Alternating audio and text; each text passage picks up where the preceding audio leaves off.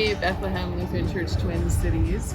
I am welcoming you to our sermon series, which is called Here and Now. So all summer long, we'll be asking the question, what does this story that we have for the week, what's the text say to us here and now? I mean, hopefully your preachers are always asking that question, but this summer we're going to be a little bit more obvious about how we ask that question, about what it means, what these Bible stories mean to us in a place and time that's after the pandemic, in a place and time that's after our city experienced the murder of George Floyd and the uprisings that followed, in a time and place when all kinds of things are happening in our lives in Minneapolis, in the United States, in our neighborhoods of Lyndale and Kingfield and Minnetonka, in all of the places that we are. What do these stories mean here and now? Our first lesson that you're going to hear this week when you come to church or watch church is appropriate for that. It comes from Matthew 9. Then the disciples of John came to him saying, "Why do we and the Pharisees fast often, but your disciples do not fast?" And Jesus said to them, "The wedding attendants cannot mourn as long as the bridegroom is with them, can they? The days will come when the bridegroom is taken away from them, and they will fast. No one sews a piece of unshrunk cloth to an old cloak, for the patch pulls away from the cloak, and a worse tear is made. Neither is new wineskin put into old wineskins, otherwise the skin bursts. But new wine is put into fresh wineskins, and so both are preserved." Jesus is getting at these questions about why his disciples are doing things differently than what people who are religious have done in the past, about fasting. He's saying that because I'm here with them now, they're not going to fast, because it's important for us to celebrate now, here in this time and place. He's giving them answers about time and place, here and now, what it means now. And the context of the stories matters in how we deal with them.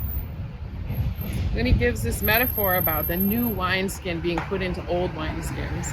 So we assume that wineskins were probably made out of something like animal skins, for instance, and that they have the ability to stretch. When you put the grapes, the juice in it, it goes through this fermentation process, and so it's going to grow and change and transform into wine.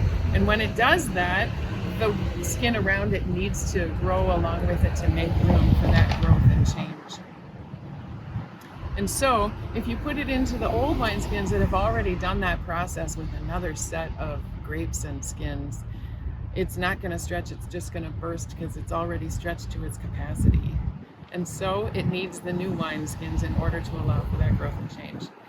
I'm the pastor of Spirit Garage, and we meet in South Minneapolis over on 46th and Blaisdell. That's where I'm standing right here now. And we have, in our 26-year history, met in places like gyms and art spaces and theaters and music venues. And now we're outside of this church. That is the first time we've met in a church building. But we're going to walk inside so you can see what it looks like in the space that we worship.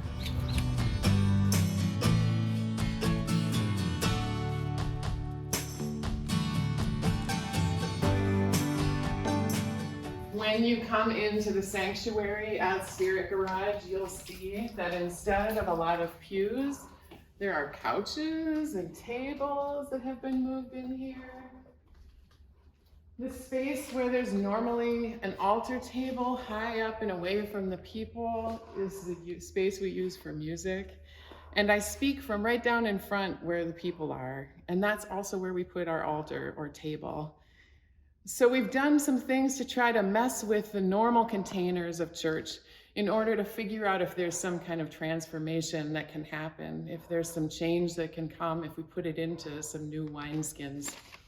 I'm going to leave it at that, and whoever it is that you're listening to preach this week, see what they have to say about new wineskins as you think about your own life and about the church space and what might need to change in order to create new space for things to grow and transform.